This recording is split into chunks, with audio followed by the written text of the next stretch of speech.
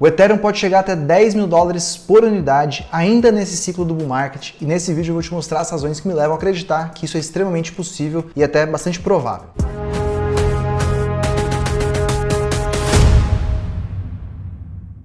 Fala aí, tudo bem? Se você ainda não me conhece, eu sou Vinícius Bazan, especialista em criptoativos e trabalho e invisto nesse mercado já há mais de 8 anos, mais da metade do tempo de vida dele como um todo. E apesar de ser um mercado ainda bastante novo, esse é um mercado muito dinâmico, que as coisas acontecem muito rapidamente, com muitas inovações a todo momento. E até quando você para pensar, o Ethereum, que hoje indiscutivelmente é um grande ativo desse mercado, o segundo maior ativo em valor de mercado, em market cap, não foi sempre assim. Até peguei alguns dados aqui do CoinMarketCap porque eu fiquei curioso, Quando foi que o Ethereum virou a segunda maior moeda, segundo maior criptoativo do mercado? Foi mais ou menos lá em 2016. Antes disso, tinha outros ativos que eram mais consolidados, como o próprio XRP, lá da Ripple. E mais ou menos lá em março de 2016, o Ethereum chegou a essa segunda posição, colocou ali a bandeirinha e de lá nunca mais saiu. Para um ativo tão grande como esse, que tem uma vasta história no mercado de cripto e que mudou tanta coisa, para um ativo desse você sempre fica esperando que mais e mais vai acontecer. E a gente sempre espera também que o Ethereum possa performar melhor, Ou seja, possa ter uma valorização superior à do próprio Bitcoin em bons ciclos de alta, nos ciclos de bull market. Só que aí entram dois pontos. Primeiro, que o Ethereum nunca chegou a 10 mil dólares. Inclusive, no ciclo passado era uma grande expectativa do mercado que acabou não se concretizando, assim como não se concretizou o Bitcoin a 100 mil dólares. E o outro lado é que, apesar de tudo, apesar de toda a relevância do Ethereum, ele foi talvez uma decepção de 2023, porque a grande parte do mercado esperava que fosse ter uma valorização maior no ETH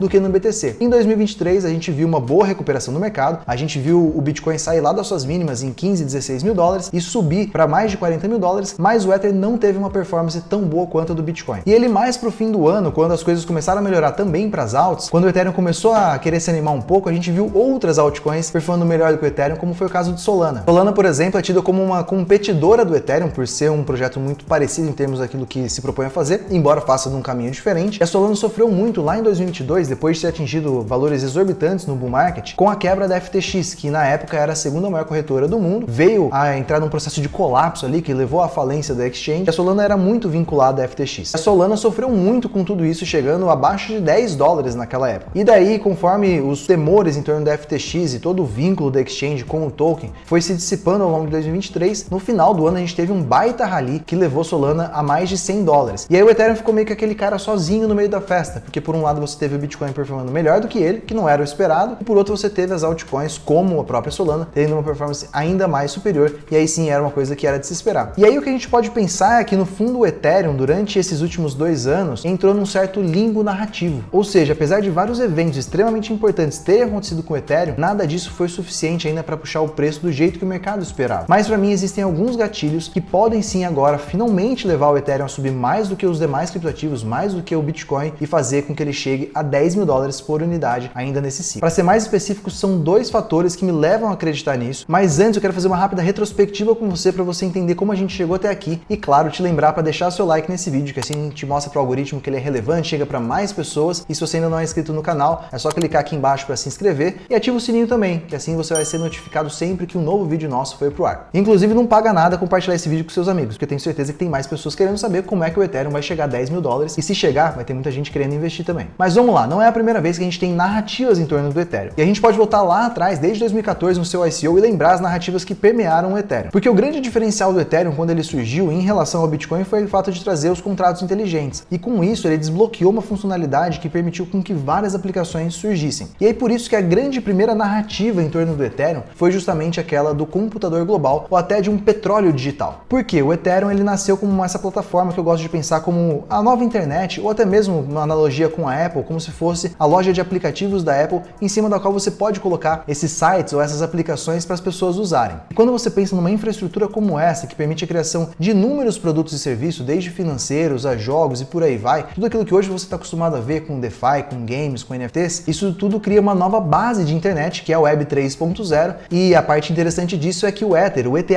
é o grande combustível dessa máquina. E por si só, esse ativo deveria valer bastante, que foi de fato o que impulsionou o Ether a ficar tão grande e levou o Ethereum à segunda posição em market cap. E aí os anos foram passando, a gente teve alguns ciclos do mercado de cripto, até chegar nas grandes atualizações que foram sendo colocadas à frente para o Ethereum, porque esse é um projeto muito extenso, com um cronograma, um roadmap de atualizações e melhorias que vai para lá de 10 anos, uma grande visão que foi trazida pelo Vitalik Buterin, um cara que às vezes pode parecer um pouco estranho quando você olha para ele, mas é um grande gênio da atualidade. 2.0, yo, e 2.0, yo, e 2.0, yo, e 2.0, yo. E lá em 2022 a gente teve a grande atualização do Ethereum, que é o The Merge, ou a junção. A gente vinha de algumas atualizações anteriores que estavam trazendo algumas melhorias e algumas mudanças para a estrutura do Ethereum, mas no Merge a gente teve de fato um divisor de águas e a gente poderia dizer que essa foi uma das maiores atualizações da história da tecnologia, porque ela transformou o Ethereum, que antes era um protocolo baseado no Proof of Work como mecanismo de consenso, que é basicamente a mesma ideia que a gente tem no Bitcoin para validar as transações, em uma blockchain Proof of Stake, em que o mecanismo é um pouco diferente, você coloca os seus Ethers ali na reta, né? Essa é a ideia do stake. E se você contribuir com a rede, validando as transações, fazendo tudo certinho, você é recompensado, e aí basicamente você é recompensado com aquele APR, né? Com aquele yield, né? O juro que rende aquele tipo de investimento para você. E se você fizer algo de errado, é aquele tapa na sua cara chamado de slashing, que corta a sua posição. Então você teve uma grande mudança de tecnologia no Ethereum, que fez com que ele ficasse muito melhor em termos de consumo energético, também ficasse muito mais eficiente e trouxe uma nova dinâmica para o próprio token. Qual foi a grande sacada que vinha de alguns meses antes e com o merge foi potencializada? O Ethereum já era um ativo muito interessante e assim como o Bitcoin tinha uma inflação bem pequena, né, que era bastante controlada, mas a partir do merge o Ether passou a se tornar deflacionário, ou seja, a quantidade de ativos, né, de moedas disponíveis no mercado, ela passou a cair ao longo do tempo, porque basicamente você tem uma dinâmica muito simples no Ethereum. Você tem quantos Ethers são criados a cada momento, que é a recompensa do staking, né, das pessoas que estão validando aquelas transações, e isso é fixo.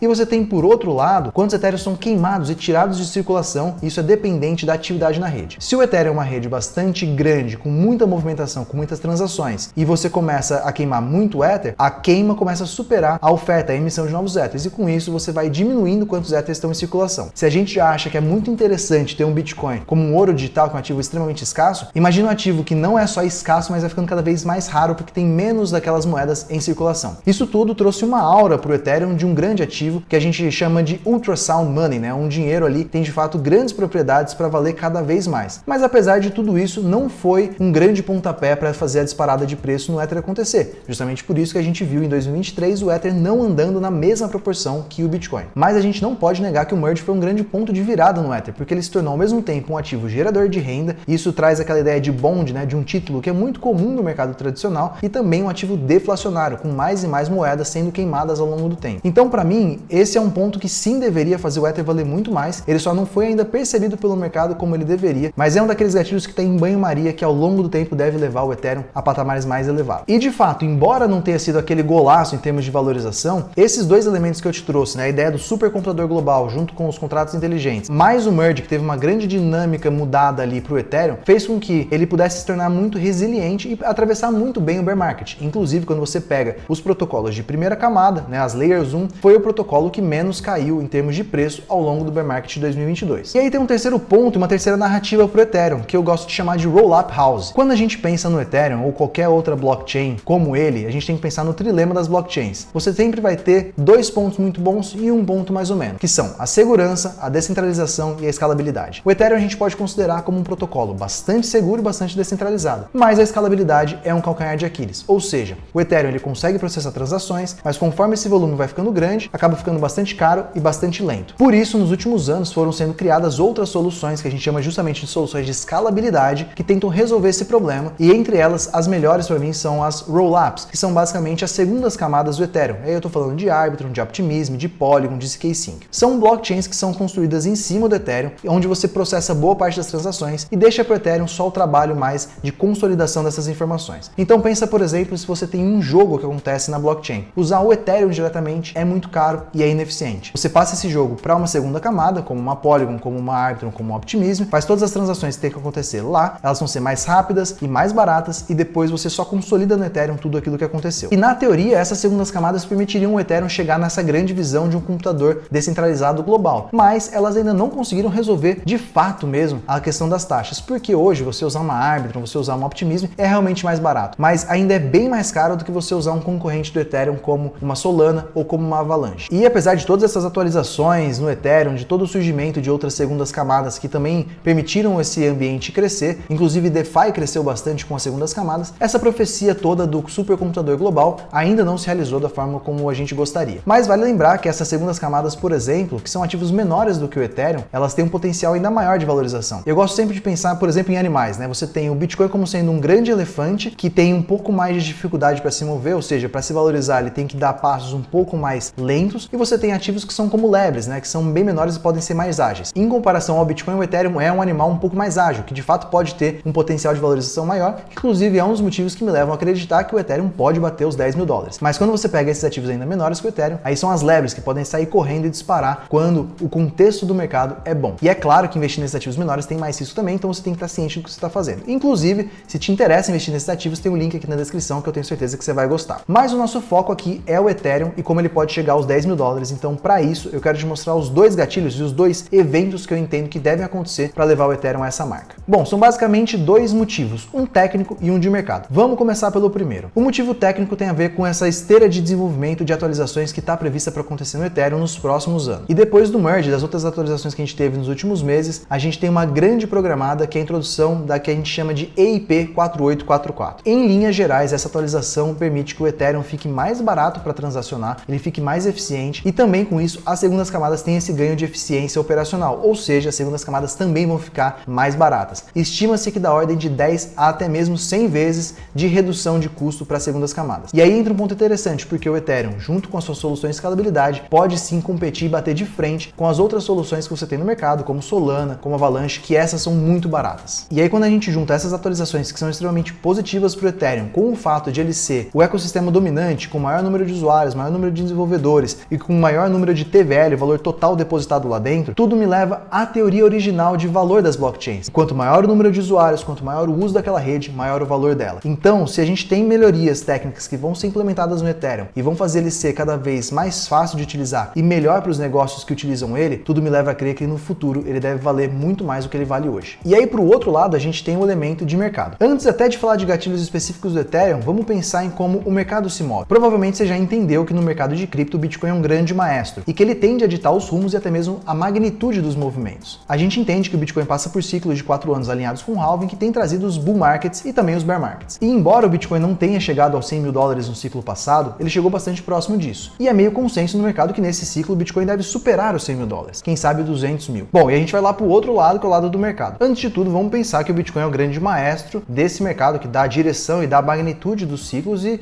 o Ethereum seria o principal coadjuvante aqui. Se a gente entende que a gente está num bull market, que o Bitcoin pode chegar a 100, 150, 200 mil dólares, a gente pode entender que o Ethereum deve continuar subindo numa proporção igual ou até mesmo maior, porque ao longo do tempo, né, no longo prazo, o Ethereum sim tende a ter uma performance melhor do que a do Bitcoin. E além disso, a gente tem elementos intrínsecos do mercado pro Ethereum. Como a gente teve a aprovação dos ETFs spot de Bitcoin nesse ano, lá em janeiro, que tem trazido uma narrativa desde o ano passado, né? E a gente tem elementos intrínsecos do mercado pro próprio Ethereum também. Um deles é o ETF spot de Ethereum, assim como a gente teve de Bitcoin, que deve trazer um grande fluxo, não só da narrativa em si, mas também um fluxo de dinheiro pro Ethereum. A gente viu o que aconteceu com o ETF de Bitcoin lá no ano passado, quando ele começou a ser ventilado, até ele começar a virar quase uma certeza, e de fato vira o mercado em 10 de janeiro desse ano. Teve toda uma narrativa sendo construída, um olhar do mercado para o Bitcoin que fez com que mais pessoas passassem a querer investir ou até mesmo voltar a investir, e depois da aprovação um fluxo muito grande de dinheiro entrando via os investidores tradicionais. A mesma coisa deve se repetir aqui para o Ethereum, com o segundo grande ativo do mercado tendo o próximo ETF a ser lançado, que deve sair também como uma alternativa para os investidores tradicionais para colocar no seu portfólio junto com o Bitcoin e ter uma carteira com a composição de uma nova classe de ativos também ali dentro. Ou seja, é uma questão de quando e não se o ETF de Ethereum vai ser aprovado, e eu acredito que aí em maio a gente deve ter essa aprovação e deve ser um grande gatilho para a valorização do ETH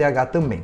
E aí quando a gente pensa nos 10 mil dólares por Ethereum, por que eu acho que isso não é uma coisa nem um pouco absurda? Porque pensa comigo, hoje se você pegar, por exemplo, o Bitcoin é 50 mil dólares e a gente acha que ele pode chegar a 150 mil, são 3 vezes de multiplicação. O Ethereum, por si só, tendo essa visão de que no longo prazo ele tem uma performance melhor do que a do Bitcoin, poderia ter 4 vezes, 5 vezes de multiplicação. Um Ethereum a 2.500 dólares vezes 4 dá 10 mil, ou seja, seria bastante factível ver o Ethereum chegar a essa marca. E tem mais uma pitadinha que eu quero colocar aqui, na verdade duas. Primeiro, que se a gente olhar para o mercado como um todo, no último ciclo a gente viu o mercado de cripto chegar aí a 3 trilhões de valor de mercado. Nesse momento que eu gravo o vídeo, a gente passou já de 2, ou seja, eu acho que nesse ciclo o mercado de cripto possa chegar a 4, 5 até mais, né, trilhões de dólares de valor. E com isso também a gente pode imaginar que se o Bitcoin supera a sua máxima histórica, o Ethereum também supera a sua máxima histórica. A máxima do Ethereum foi aí em torno de 4.800 dólares. 10 mil seria basicamente o dobro disso, que é um salto bem também factível dentro da evolução dos ciclos, né, de um ciclo para o outro. E aí por por um outro lado, né, assim como eu comparo o Bitcoin com o ouro em termos das suas propriedades, né, o Bitcoin seria o ouro digital, eu gosto de comparar o Ethereum com as Big Techs, com as empresas de tecnologia do mundo tradicional. Então comparar o Ethereum aí com uma Amazon, com uma Apple, com uma Google, porque o Ethereum é como se fosse uma empresa que dá as bases de uma nova internet. E se você pensar, né, fizer as contas de Ethereum a 10 mil dólares, a gente tem mais ou menos aí 1,2 trilhão de valor de mercado, que é um valor de mercado também bastante comum entre essas grandes empresas que são dominantes no mercado de tecnologia. Você tem a Apple que já passou de 3 trilhões na história, né? Então não seria nem um pouco esquisito ver o Ethereum sendo um ativo trilionário, ou seja, além do Bitcoin ser o segundo ativo trilionário desse mercado, e aí sim chegando aos 10 mil dólares. Mas é isso, acredito que ao longo desse vídeo você entendeu que o Ethereum tem um grande potencial de valorização também contra o Bitcoin e pode sim chegar aos 10 mil dólares. E olha, tem coisa boa toda semana. E é isso, começa aqui a jornada para o Ethereum a 10 mil dólares. Espero voltar nesse vídeo em 2025 e ver que de fato essa tese estava certa. Te vejo numa próxima, bons investimentos e um grande abraço.